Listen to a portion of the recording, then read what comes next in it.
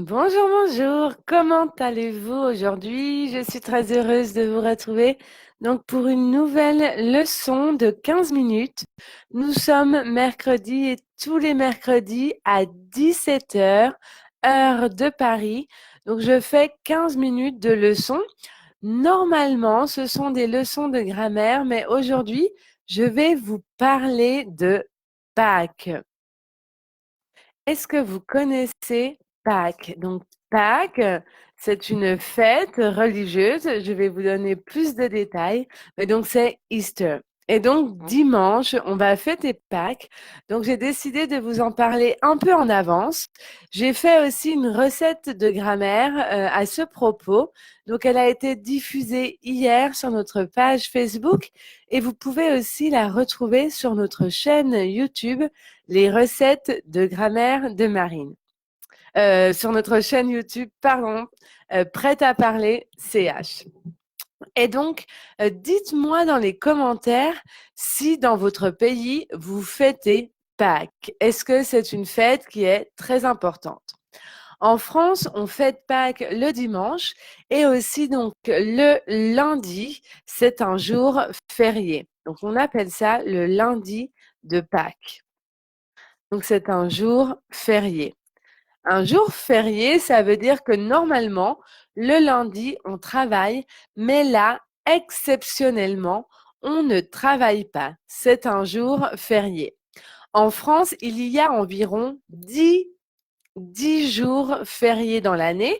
Donc, ce sont des jours fériés qui sont en relation avec la religion chrétienne même si la France est un pays laïque, donc les fêtes sont souvent en relation avec la religion chrétienne, ou alors c'est par exemple comme pour le 8 mai, le 11 novembre, le 14 juillet, donc pour les commémorations de guerre, d'armistice, ou alors la fête nationale.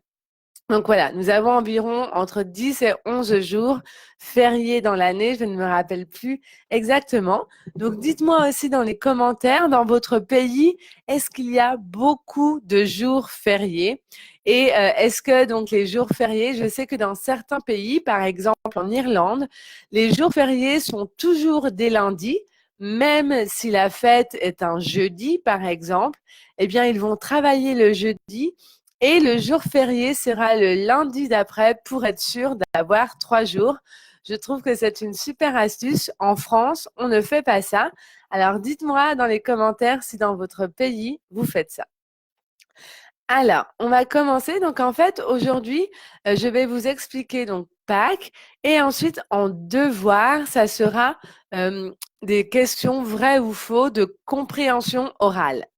Donc, même si votre niveau de français n'est pas très haut, même si vous êtes débutant, je vais parler donc doucement et après, normalement, vous serez capable de répondre à mes questions de compréhension. Donc, c'est parti. Donc, Pâques est la fête, enfin, est la plus importante de toutes les fêtes chrétiennes. D'accord?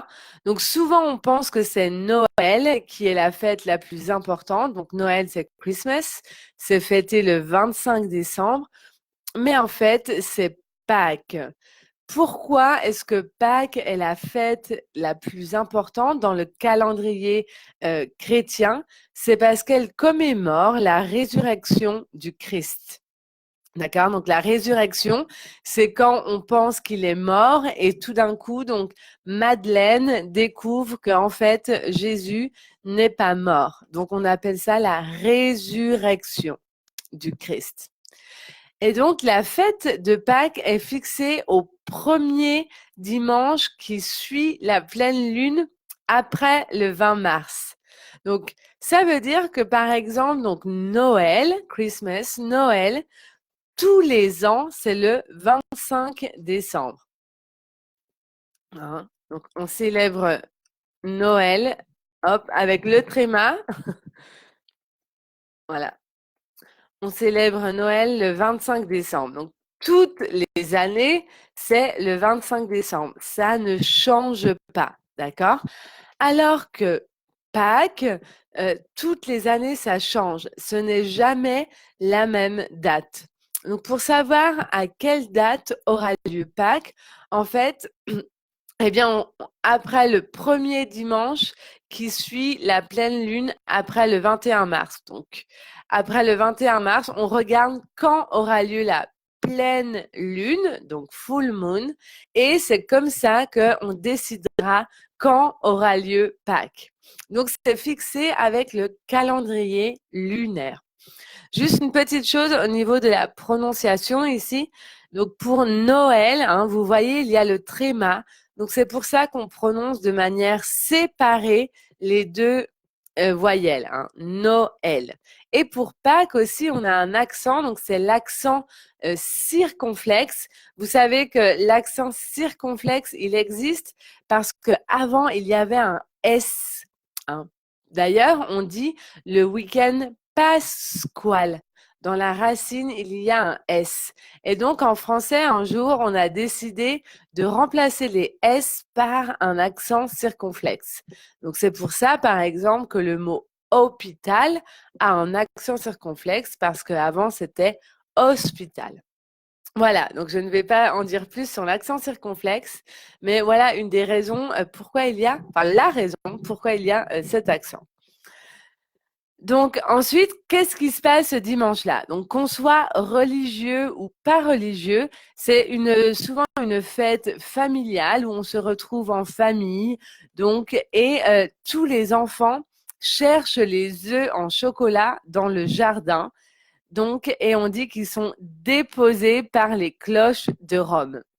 Donc, on dit aux enfants, ah, il faut aller dans le jardin si on n'a pas de jardin sur le balcon ou à l'intérieur de la maison. Et on dit qu'il y a les cloches, donc bells, il y a les cloches qui viennent de Rome, qui sont venues déposer, qui ont posé par terre des œufs en chocolat ou des lapins en chocolat ou des poules en chocolat. Voilà. Alors, ça m'intéresse vraiment de savoir, est-ce que c'est la même chose dans votre pays? Est-ce que c'est la même tradition? Donc, n'hésitez pas à laisser des commentaires. Je vais regarder vos commentaires après la leçon et aussi je vais les corriger. Je regarderai s'il y a des erreurs et donc je corrigerai votre ou vos phrases. Donc, c'est l'occasion de pratiquer votre français à l'écrit. Donc voilà pour notre petit texte sur Pâques. Donc maintenant, nous allons regarder le vrai ou faux. Et donc, après la leçon, la correction sera mise sur notre page Facebook. Alors, vous devez simplement répondre par vrai ou faux. Pâques est une fête chrétienne. Vrai ou faux? Pâques célèbre la naissance de Jésus. Vrai ou faux?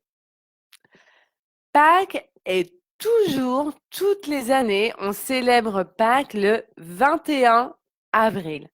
21, donc juste pour la prononciation, je vais écrire le chiffre.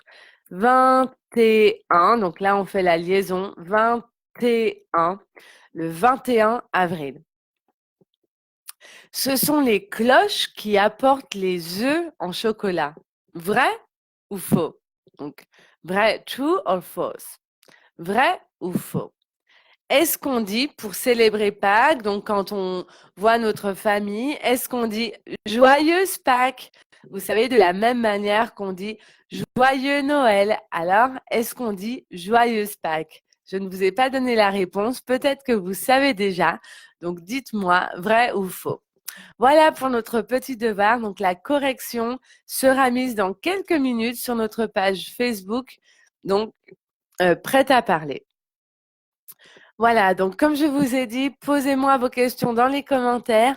En plus, si vous pouvez donc écrire des commentaires en me racontant dans votre pays comment vous célébrez Pâques, est-ce que vous célébrez Pâques, est-ce qu'il y a une fête qui ressemble à Pâques, écrivez et je corrigerai vos commentaires. N'oubliez pas, donc, si vous voulez plus d'informations sur Pâques, j'ai fait une vidéo donc, qui est sur notre chaîne YouTube Prête à parler CH.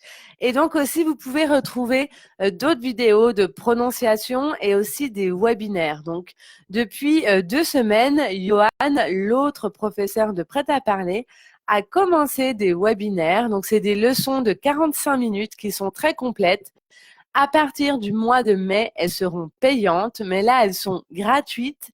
Donc, je vous invite à vous inscrire. Nous avons plus d'informations sur notre page Facebook. Et aussi, donc, il y a le replay qui est sur YouTube.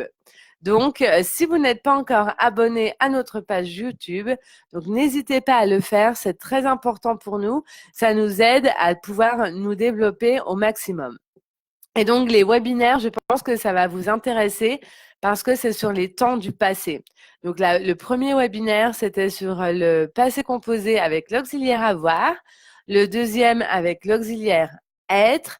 Et là, je crois que vendredi, donc, il parlera de l'imparfait. Donc, il est encore temps. Si vous voulez vous inscrire, vous pouvez le faire. Je vous invite à le faire. C'est à midi, heure française, tous les vendredis. Et surtout, c'est gratuit pour le mois d'avril, donc profitez-en. Voilà, si vous souhaitez apprendre le français, améliorer votre français, pardon, c'est possible. Vous pouvez retrouver toutes nos informations concernant nos cours sur notre site internet www.prêtaparler.ch. Quant à moi, donc je vous retrouve très bientôt, samedi 20 avril à 13 h, heure de Paris. Et là, nous referons de la grammaire parce que je vous expliquerai la différence entre savoir et connaître. Parce que c'est une erreur que j'entends très, très souvent et vous verrez, en fait, c'est très simple de faire la distinction entre savoir et connaître. Il y a déjà une vidéo sur notre chaîne YouTube, donc vous pouvez aller voir. Et donc, samedi, je donnerai plus d'informations et nous ferons un exercice ensemble. Voilà, donc je vous souhaite un excellent mercredi. C'était un plaisir d'être avec vous pendant ces 15 minutes et je vais tout de suite regarder vos commentaires. Salut!